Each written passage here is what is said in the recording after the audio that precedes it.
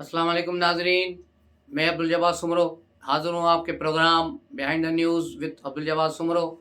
सबसे पहले ये गुजारिश है कि ये प्रोग्राम में जो हाजरा ख़ान की किताब के सिलसिले में आज गुफ्तगू होगी, इसलिए ये बच्चे और ख़वातीन इस प्रोग्राम को न देखें।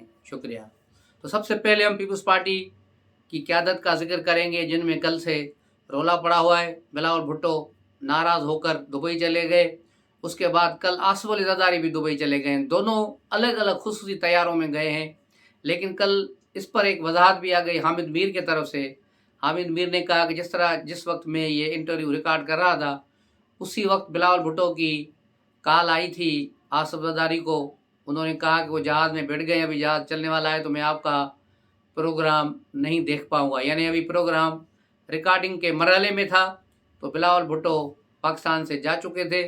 तो इस तरह वो खबरें और चेमगोइयाँ गलत साबित हो रही हैं। लेकिन आगे जाकर जो एक्स अकाउंट है साबका ट्विटर, उस पर बिलावल भुट्टो ने अपनी डीपी जो चेंज की, तो उससे मज़ीद शुकूक व शुबहात को जन्म दिया और उसकी वजह से ये सारे मसाइल बढ़े और पीपल्स पार्टी की पूरी क़यादत उसका कल दफा करने निकल पड़ी कि ऐसी कोई बात नहीं, शाज़िया मरी होगी, नासिर शाह हो गया, पार्टी के सेक्रेटरी जनरल कुंदी साहब हो गए, दूसरे लोग हो गए, सब लोग कल खुलकर मैदान में आ गए।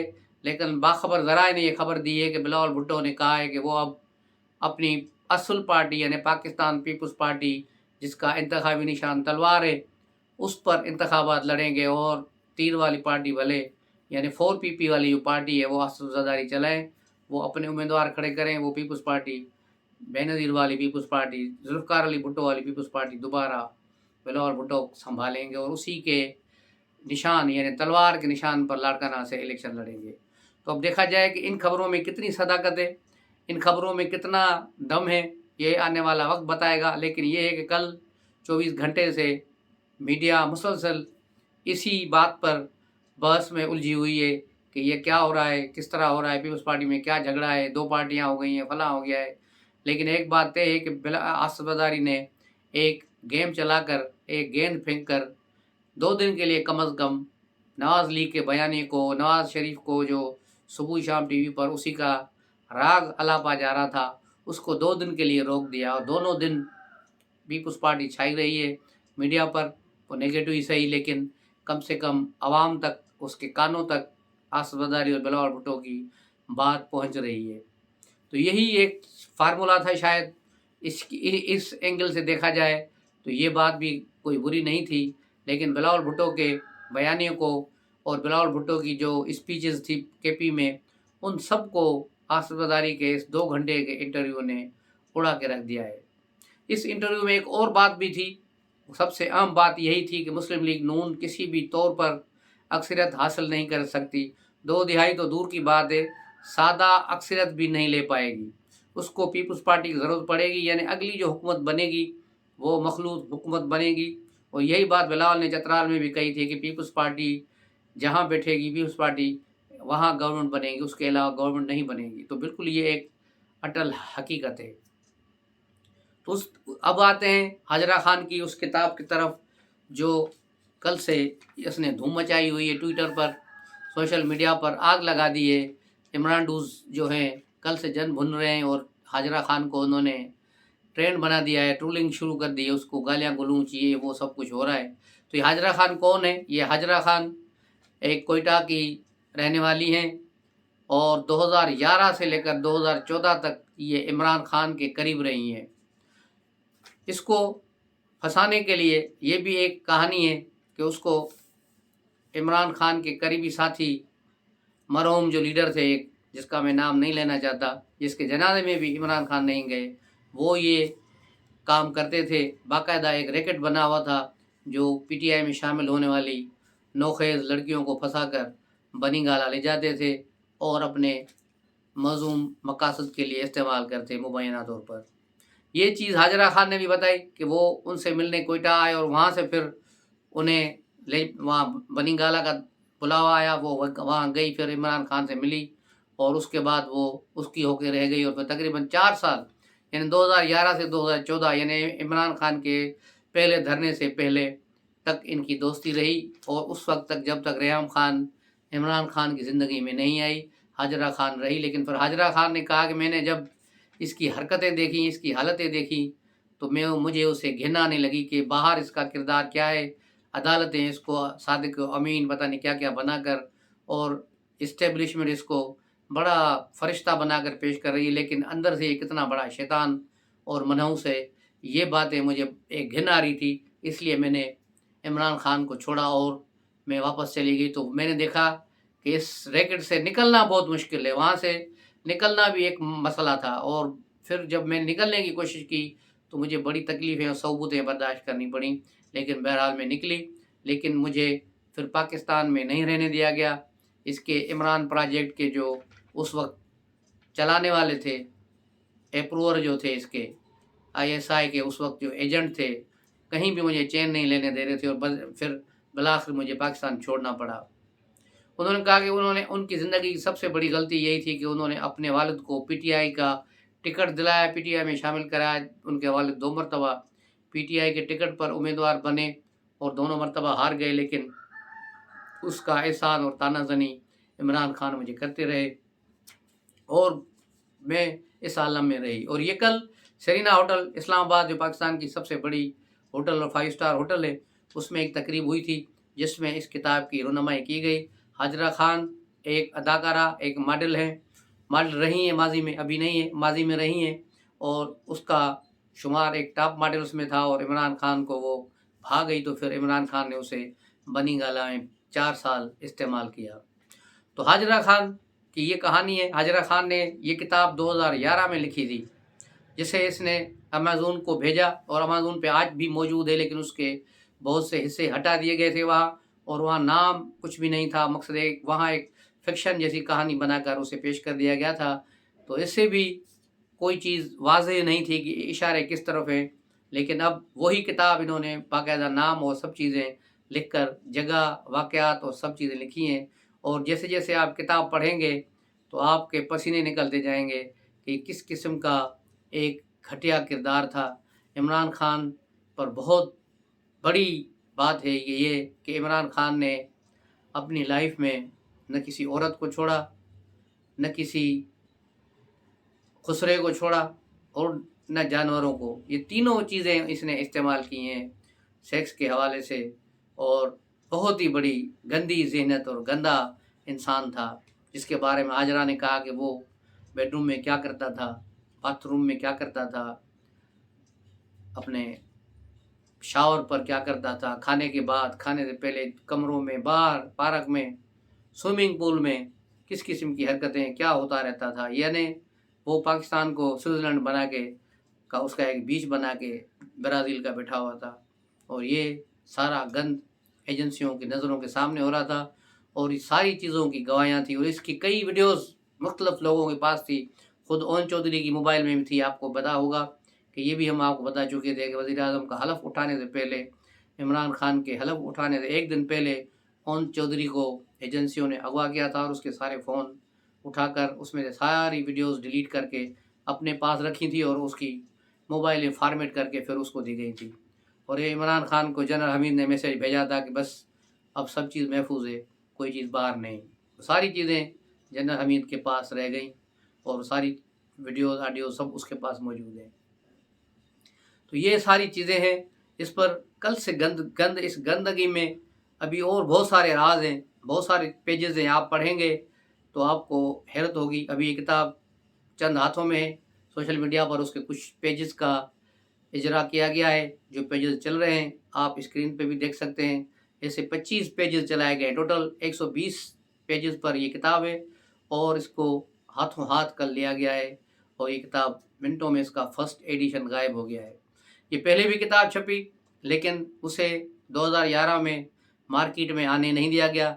उसके पब्लिशर को भी उठाकर उसका हशर-नशर कर दिया गया और किताबें सारी स्टॉल से गायब कर दी गई रातों रात, ताकि किसी भी शख्स तक ये कहानियाँ न पहुँचे। तो ये सूरत हाल उस वक्त थी, लेकिन अब क्योंकि माहौल दूसरा है तो ये किताबें चलती रहीं और चलती रहेंगी। अब हो सकता है इसका 1-2 रोज़ में उर्दू तर्जमा भी आ जाए मार्केट में, और फिर जो लोग अंग्रेज़ी नहीं समझ पा रहे, जो नहीं समझ पढ़ रहे, वो भी उसको पढ़ लेंगे और इसकी ट्रांसलेशंस भी हो रही हैं और यूट्यूब पर आप इसकी ट्रांसलेशन भी कुछ दिनों में देखेंगे, वो पार्ट्स बाय पार्ट्स चलेगी और वो सीरीज़ भी, उसमें से भी कुछ हिस्से हम आपको सुनाएंगे।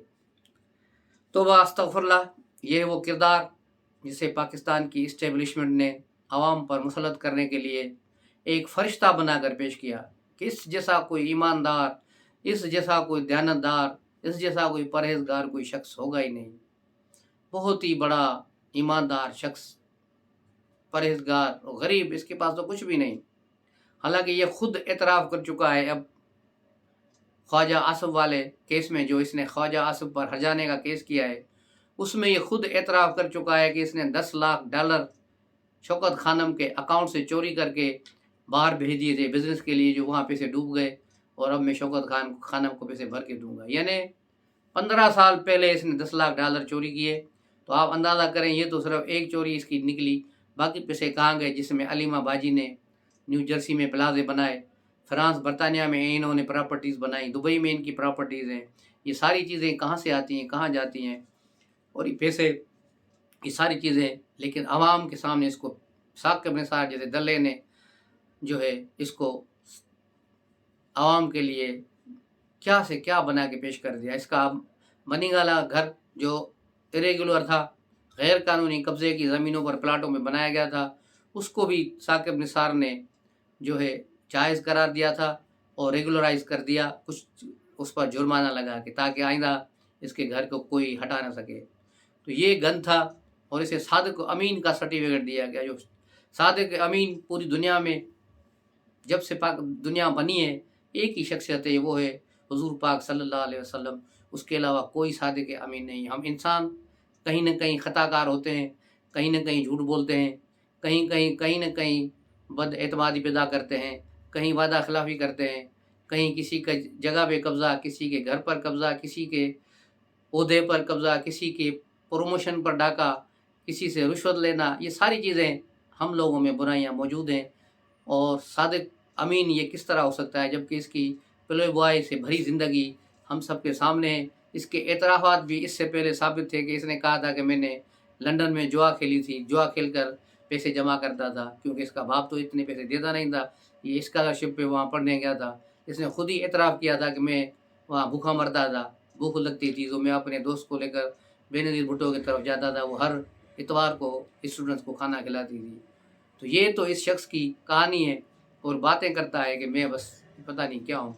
और जो यूथिए इसके इश्क में मुब्तला हैं, कम अज़ कम वो रेहाम खान और इस किताब का एक बार मुताला ज़रूर कर लें, इस गंदगी के ढेर का मुताला कर लें, तो इन्हें अंदाज़ा होगा कि ये कितना गलीज़ और आलूदा शख्स है।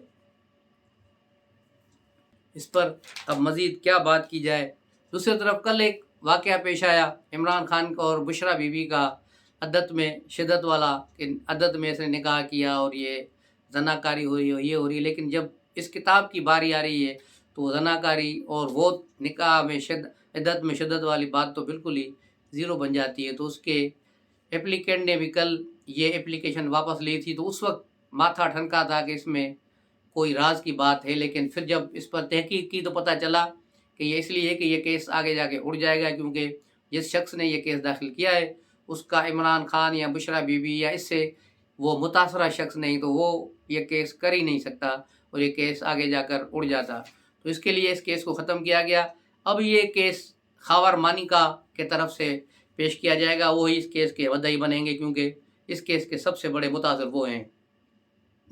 तो अब ये केस, आज ये ख़बर आई है कि खावर मानिका बिलाखिर सिविल कोर्ट में पहुंच गए हैं। उन्होंने ये एक अदालत में अपील दायर कर दी एप्लीकेशन। तो अब ये केस नए सिरे से चलेगा और उन्होंने ओन चौधरी को अपना गवाह बनाया है, उस निकाह ख्वाह को गवाह बनाया है, वो गवाही देंगे। तो अब देखना ये है कि ये केस फिर कब से शुरू होता है और ये कब ख़त्म होगा।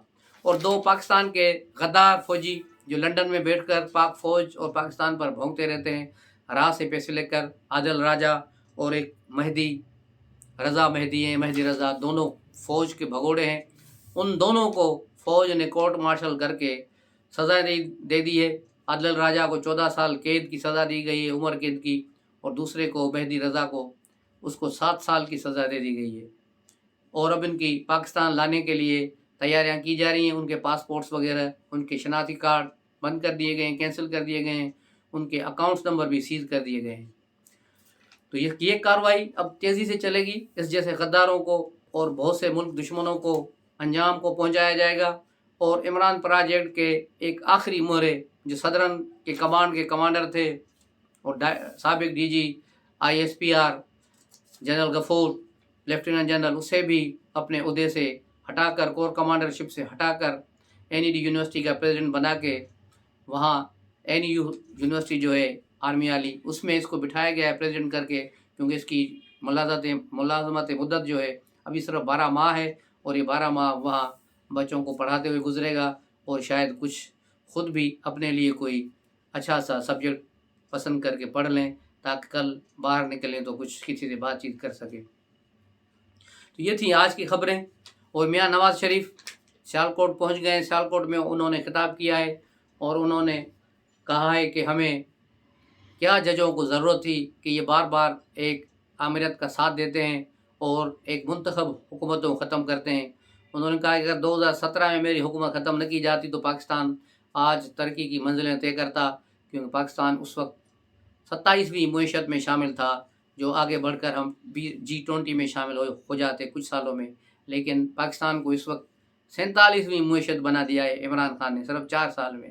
تو یہ بہت بڑا پاکستان کا نقصان ہوا ہے۔ نواز شریف نے کہا ہے کہ وہ اگلے انتخابات کے بعد دیکھیں گے کہ کیا ہوتا ہے۔ اس کے علاوہ جاوید لطیف نے کل دلچسپ بات کی، انہوں نے اپنی پریس کانفرنس میں بڑی ایک اہم خبر بریک کی کہ ہمارے مسلم لیگ نون کو لیونگ پلے فیلڈ نہیں مل رہی۔